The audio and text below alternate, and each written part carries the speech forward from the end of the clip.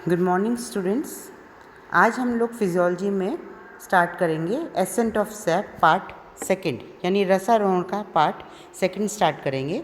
इससे पहले वाले चैप्टर में जो पार्ट वन था उसमें हमने मैकेनिज्म स्टार्ट किया था रसारोहण का, जिसमें हमने वाइटल फोर्स थ्योरीज और सेकंड रूट प्रेशर थ्योरीज के बारे में पढ़ा था।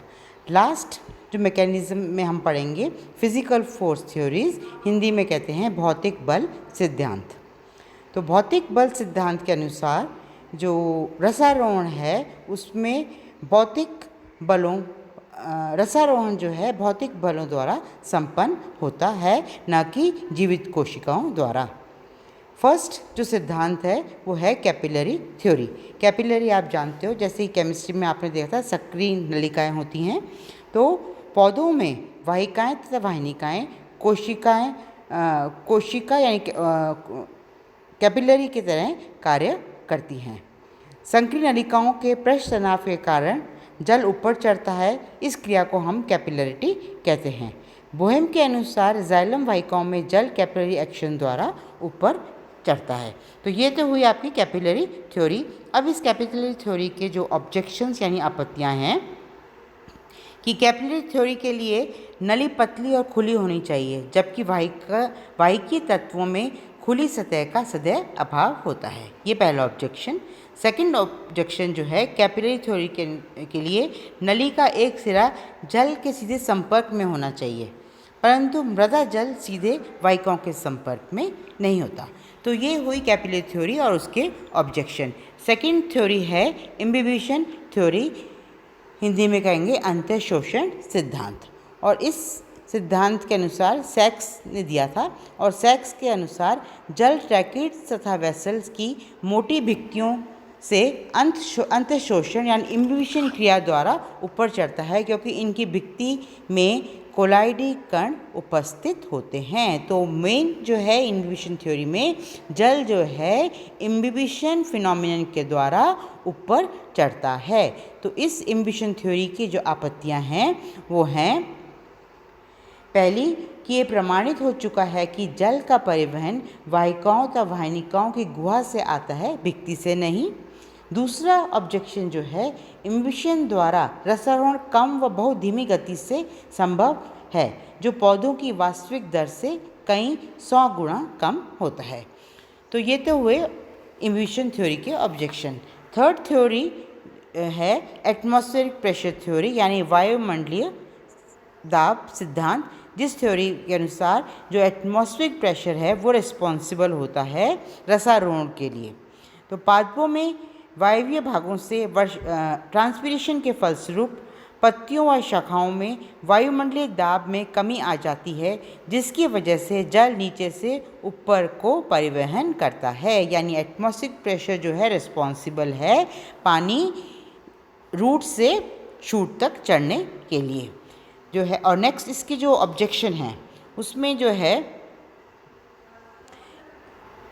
वायुमंडलीय दाब की क्रियाशीलता के लिए मुक्त सतह का होना आवश्यक है, जो पादपों में अक्सर नहीं देखी जाती है। तो ये तो हुआ आपका एटमॉस्फेरिक थ्योरी। लास्ट थ्योरी है इम्पॉर्टेंट थ्योरी, जिसे हम कहते हैं ट्रांसपीरेशन पुल थ्योरी या कोहेजन थ्योरी, और हिंदी में कहते हैं वाष्पोत्सर्जन अपकर्ष अथवा संसंजन सिद्धांत, जो कि डिक्सन और जॉली ने दिया था। अब आप ये डायग्राम आप ध्यान से देखो, ये जो रसारोहण का डायग्राम है, इसमें आप देखेंगे कि ये पादप है, उसका इंटरनल स्ट्रक्चर ड्रॉ किया हुआ है, ये लाइन बनी हुई है, इसके नीचे पूरा रूट सरफेस के नीचे आप देखो रूट हेयर्स हैं, soil water, epidermis, cortex, endodermis, pericycle, और उसके ऊपर जो है शूट सिस्टम देखो।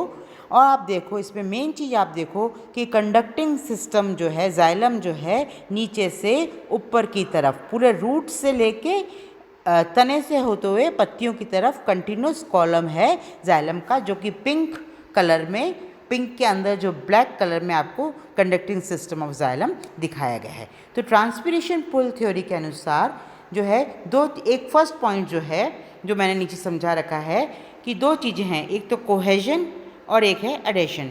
कोहेजन मतलब जल के अणुओं में परस्पर अत्यधिक आकर्षण, मतलब आपस में चिपकने की प्रवृत्ति होती है और इस प्रवृत्ति को हम कहते हैं कोहेजन। सिमिलरली जल के अणुओं में और जाइलम ट्यूब्स की भित्ति के अणुओं में भी आपस में जो है आकर्षण होता है और इस प्रवृत्ति को हम कहते हैं अडेशन। तो दो चीज़ें हैं, कोहेजन जो जल के अणुओं के बीच में होती है और दूसरा है अडेशन तो जल अणुओं और जाइलम ट्यूब्स की भित्ति में होती है। और इस अडेशन एवं कोहेजन की वजह से पादप में जड़ से लेकर शीर्ष तक आप लोग देख रहे हो पिंक के अंदर ब्लैक कलर का कंडक्टिव सिस्टम मतलब कंटिन्यूअस वाटर कॉलम होता है। तो जल जो ऊपर चढ़ता है वो जाइलम कंडक्टिंग टिश्यूज़ के थ्रू चढ़ता है। तो कंडक्टिंग सिस्टम आपको दिखा रखा है पिंक कलर के अंदर, ब्लैक कलर में आपको दिखा रखा है कि जड़ से लेकर कंटिन्यूअस कॉलम है आपके तने की तरफ से होता हुआ जो है पत्तियों की तरफ। तो कंटिन्यूस वाटर इस कोहेजन और अडेशन की वजह से कंटिन्यूटी जो होती है वाटर कॉलम की वो बनी रहती है। अब आप थर्ड पॉइंट देखिए कि ऊपर जो है पत्तियां हैं, पत्तियां में जो है मीज़ोफिल कोशिकाएं जो हैं आपको दिख रही हैं और मीज़ोफिल कोशिकाओं के नीचे आप देखो एपिडर्मिस है और एपिडर्मिस में आप देखो स्टोमेटा है। अब इन स्टोमेटा के द्वारा लगातार ट्रांसपीरेशन होता रहता है मीज़ोफिल कोशिकाओं से। तो इस कंटिन्यूस ट्रांसपीरेशन की वजह से वाटर पोटेंशियल अधिक हो जाता है या नेगेटिव हो जाता है, अथवा हम कहेंगे कि मीज़ोफिल कोशिकाओं का डीपीडी जो है डिफ्यूजन प्रेशर डेफिसिट बढ़ जाता है। अब ये कोशिकाएं जो हैं पास स्थित कोशिकाओं से जल ग्रहण करती हैं तथा पर्णशिरा से जाइलम से जल ग्रहण करती हैं। अल्टीमेटली मीज़ोफिल कोशिकाएं जो हैं जाइलम से जो पिंक कलर का आपको दिखा रखा है पिंक और उसके अंदर ब्लैक कलर का जो जाइलम है वो आपको दिखा रखा है, वहाँ से ये मीज़ोफिल कोशिकाएं जल ग्रहण करती हैं। अब मीज़ोफिल कोशिकाओं से लगातार जल ग्रहण के कारण जल स्तंभ यानी कंटिन्यूटी ऑफ वाटर कॉलम जो है उसमें खिंचाव या तनाव जिसे हम स्ट्रेन और टेंशन कहते हैं उत्पन्न हो जाता है, जिससे और इसको हम कहते हैं जो स्ट्रेन और टेंशन जो हो जाता है इसको हम कहते हैं ट्रांसपीरेशन पुल या हिंदी में कहेंगे वाष्पोत्सर्जन कर्षण, इसे हम हिंदी में कहते हैं। अब इस ट्रांसपीरेशन पुल के कारण जल जो है नीचे से जल स्तंभ के आधार से रूट से लेकर शीर्ष तक रस्से के समान खिंचा चला जाता है। यानी ट्रांसपीरेशन जब तेज़ी से होता है कंटिन्यूस ट्रांसपीरेशन की वजह से जल जो है बिल्कुल नीचे से जड़ से और शीर्ष तक यानी शूट सिस्टम तक रस्से के समान खिंचा हुआ चला जाता है।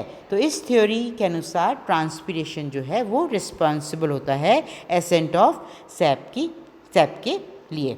अब इस थ्योरी के जो ऑब्जेक्शन हैं वो हैं पादप के ऊपरी भागों में परासरणी सांद्रता अथवा विलय विभव का मान 10 से 20 एटमॉस्फेयर देखा जाता है जो पादप शीर्ष तक जल पहुंचाने में सक्षम है, सफिशिएंट है।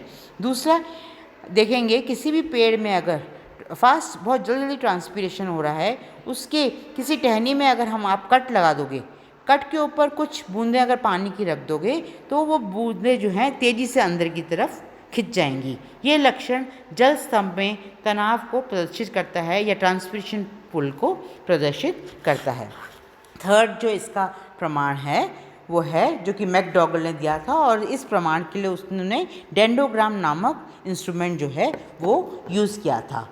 तो उसने देखा कि हाई टेम्परेचर हाई ट्रांसपीरेशन, जब ट्रांसपीरेशन ज़्यादा होता है और ट्रांसपीरेशन पुल की वजह से जाइलम वाहिकाओं का व्यास कम हो जाता है या जाइलम वाहिकाएं संकुचित हो जाती हैं। इस वजह से जाइलम का जो कंटिन्यूटी रहती होती है वाटर कॉलम की वो बनी रहती है। तो ये तो थे इसके प्रमाण, मतलब ये थ्योरी को सिद्ध करने के लिए एविडेंसेस या प्रमाण बताए गए हैं। सेकंड जो है ऑब्जेक्शंस हैं। इस थ्योरी के प्रमाण भी हैं बहुत सारे, लेकिन कुछ ऑब्जेक्शंस हैं। मेन जो ऑब्जेक्शन है, इस सिद्धांत के अनुसार वाटर कॉलम की कंटिन्यूटी नीचे से लेकर ऊपर तक बनी रहनी चाहिए, लेकिन कुछ साइंटिस्ट के अनुसार तापमान परिवर्तन या जलाभाव के कारण वायु के बुलबुले यानी एयर बबल्स जल स्तंभ में प्रवेश कर सकते हैं, जिससे जो वाटर कॉलम की कंटिन्यूटी है वो टूट सकती है। तो ये तो मेन आपत्ति है इस जॉली और Dixon theory transmission pull theory के अगेंस्ट में। दूसरा आक्षेप यह है, इस थ्योरी के अनुसार ट्रैकिड्स वेसल की तुलना में अधिक प्रभावी होते हैं, परंतु देखा गया है वनस्पति आवृतबीजियों में वेसल्स मुख्य संवहन तत्व होते हैं। हालांकि इस थ्योरी के दोष तो हैं, बहुत सारे कुछ ऑब्जेक्शंस भी हैं, लेकिन फिर भी ये थ्योरी यूनिवर्सल एक्सेप्टेड है, इसे स्वीकारा गया है, सभी साइंटिस्ट ने इसे एक्सेप्ट किया है और लंबे से लंबे वृक्ष के में रसारोहण के लिए थ्योरी सेटिस्फैक्ट्री यानी संतोषजनक मानी गई है। Thank you.